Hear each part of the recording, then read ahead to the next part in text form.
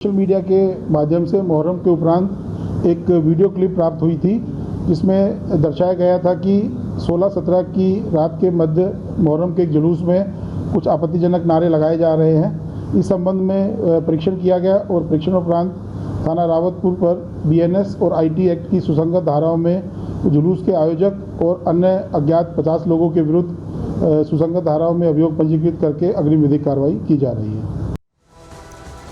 कानपुर के DCP waste क्या कुछ कह रहे हैं ये हमने आपको सुनवाया, लेकिन हमारे सहयोगी अजय दुबे वो मौका है जहां पर ये पूरी घटना हुई वहां पर पहुंचे। उन्होंने क्या कुछ देखा, क्या कुछ बता रहे हैं, कुछ लोगों से भी अगर बात की है तो उन्होंने क्या कुछ कहा, ये आपको सुनवाते हैं इस रिपोर्ट के जरिए।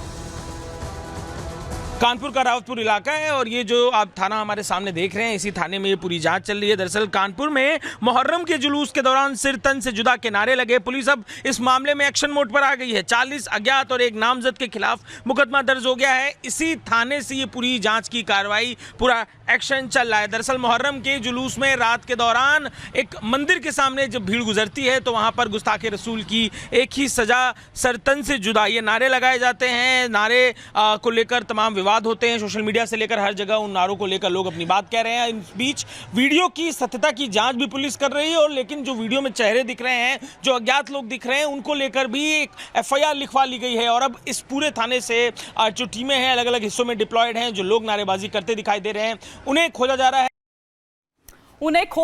है। तो कहां तक पहुंची है ये इन्वेस्टिगेशन, क्योंकि आप देखिए कि एफआईआर में जो नाम है 40-50 और उसमें से एक नामजद जिनका नाम इसमें दायर किया गया है, इसमें नाम मेंशन किया गया है। हमारे सहयोगी अजय दुबे इस वक्त हमारे साथ जुड़ गए हैं और कुछ लोग भी हमें उनके साथ नजर आ रहे हैं। अजय दुबे, क्योंकि इन्हीं में से कई लोग थे जो नाराजगी उस वक्त जता रहे थे। वो ये कह रहे थे कि इस तरह के नारेबाजी करके, इस तरह के नारे लगवा के माहौल को खराब किया जा रहा है, भड़काऊ नारेबाजी लगाई जा रही है। अभी क्या कह रहे हैं ये लोग, फिर आऊंगे एक्शन पर। बिल्कुल, माहौल खराब किया जा रहा है। नारेबाजी तक की बात सीमित नहीं है। मैं ग्राउंड जीरो पर गया और वहां पे स्थानीय लोग ये कह रहे थे कि शीतला माता मंदिर का एक छोटा सा मंदिर है, वहां पे उसके चबूतरे पे ये सारा घटनाक्रम हुआ है। भावना वो बताना चाह रहे थे कि कैसे दहशत फैलाने की इच्छा है। स्थानीय लोग तमाम कानपुर के हमारे संग मौजूद है, हिंदू संगठन के लोग मौजूद हैं।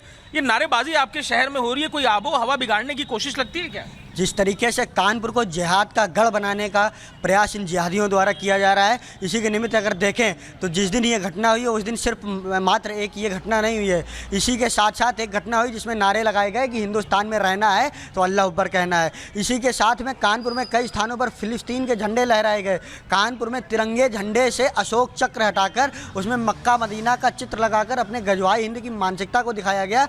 और जो ये घटना घटित हुई है, ये पहली बार कानपुर में नहीं घटित हुई है। इससे पहले भी 3 से 4 वर्ष पूर्व चमनगंज हलीम कॉलेज चौराहे पर एक पोस्टर लगा। क्या है इसके पीछे भावना, क्या है भाई, क्या चाह रहे हैं लोग? जिस तरीके से जिहाद की एक मानसिकता होती है इन जिहादियों की, उस मानसिकता को दर्शाना चाह रहे हैं और हिंदू समाज को और दूसरे समाज को डराना धमकाना चाह रहे हैं। लेकिन हिंदू समाज, अब वो हिंदू समाज नहीं रहा कि किसी के डराने धमकाने से डर जाएगा। डराने वाली बात बता रहे हैं, आपको लगता है कि डर बनाने की कोशिश से डरेंगे क्या?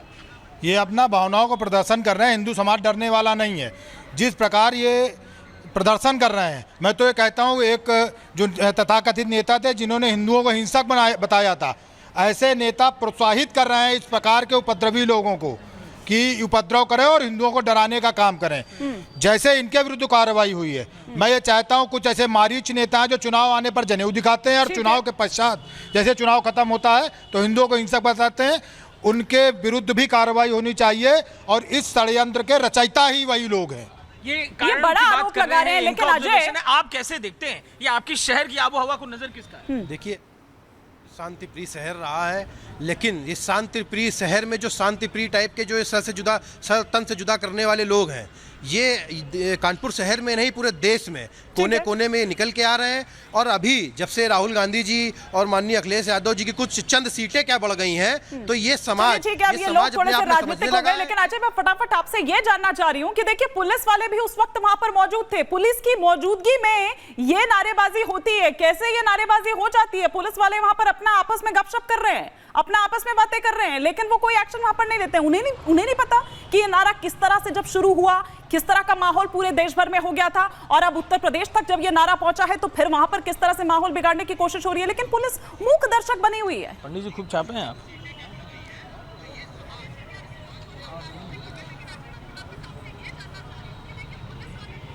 अजय,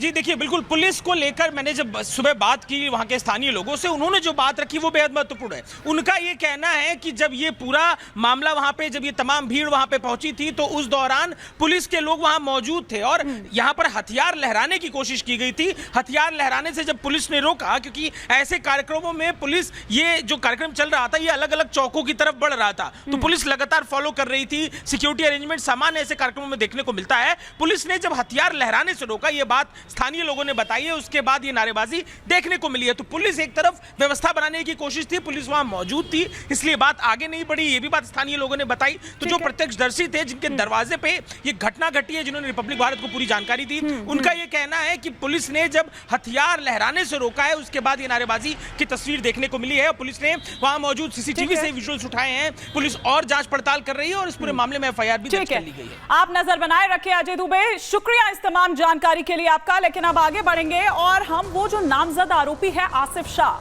वो क्या कह रहा है, उसका भी स्टेटमेंट सामने आया, वो भी सुनिए। बड़े हुजूम के जुलूस में एक आदमी पूरे जुलूस का आयोजक तो हो नहीं सकता, इसलिए 14-15 ताजिया हमारे पूरे जुलूस में रहते हैं लगभग, और सभी क्षेत्रों को छोटे बड़े बच्चे रहते हैं। अब कुछ छोटे बच्चे नादान, जिनको नहीं मालूमात थी, उनने अगर ये दय कर दिया, वो करा दिया, तो उसके लिए मैं माफ़ी चाहता हूँ प्रशासन से और अपने कानपुर कमिश्नर साहब से भी, जॉइंट कमिश्नर साहब से भी आदेश अपील है, अगर इस विषय का, इस नारे में हमारा कोई योगदान हो या किसी तरीके से मैंने नारे में लगाया हो या मेरा वीडियो हो, तो मेरे ऊपर सख्त कार्रवाई की जाए। किसी भी तरीके का हमारा इस नारे से कोई ताल्लुकात नहीं है, सिर्फ मैं उस मोहल्ले का निवासी हूँ, सिर्फ इसी बात पे हमको इस नारे के उस पर जोड़ा।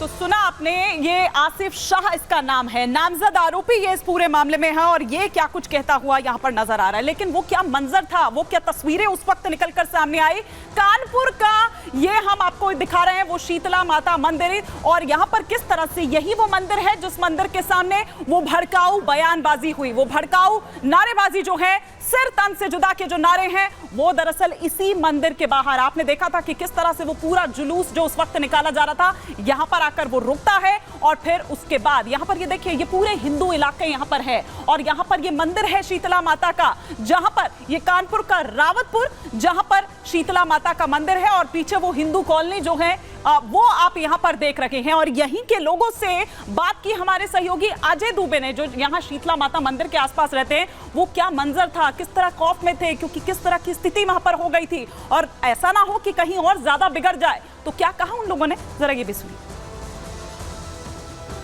वो जुलूस आया, जुलूस अच्छे ढंग से चल रहा था, कुछ नवयुवक युवा थे, उन्होंने अखाड़े के लिए तलवार निकाली। प्रशासन ने, चूँकि मुख्यमंत्री जी का आदेश था कि किसी भी तरीके का अस्त्र का प्रदर्शन नहीं होगा, प्रशासन ने उनको कहा कि इनको अंदर रख लीजिए, पर उक्त लोग उग्र हो गए, जिससे प्रशासन को स्थिति संभालने के लिए बड़ा संघर्ष करना पड़ा। मन में आप लोग के क्या चल रहा है, कोई डर, कोई भय, कोई मन में कुछ नहीं, जिन्होंने ये किया है उनके खिलाफ कड़ी से कड़ी कार्रवाई हो, जिससे भविष्य में इस तरीके की घटना ना हो। रावतपुर गांव वैसे भी संवेदनशील क्षेत्रों की श्रेणी में आता है, पहले नहीं होता था।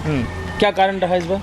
कारण कुछ नहीं, बाहरी तत्व हैं लोग, और कारण कुछ नहीं। कारण कुछ लोग हैं जो उत्पाती टाइप के लोग हैं। आप लोग क्या चाहते हैं, उनकी संख्या किया जाए?